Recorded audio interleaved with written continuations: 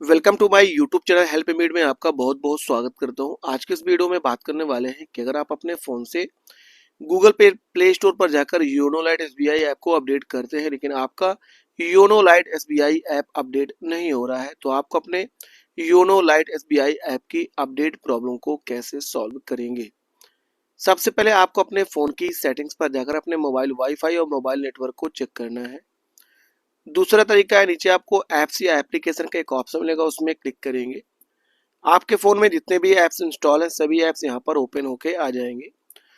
थोड़ा सा नीचे जाएंगे, यहाँ पर आपको देखने को मिलेगा गूगल प्ले स्टोर। आपको अपने गूगल प्ले स्टोर पर क्लिक करेंगे, नीचे फोर्थ स्टॉप में क्लिक करके ओके करेंगे। दूसरा तरीका है, अपने फ़ोन की माइल फाइल या फाइल मैनेजर पर जाएंगे, स्टोरेज फुल है उसको खाली करेंगे।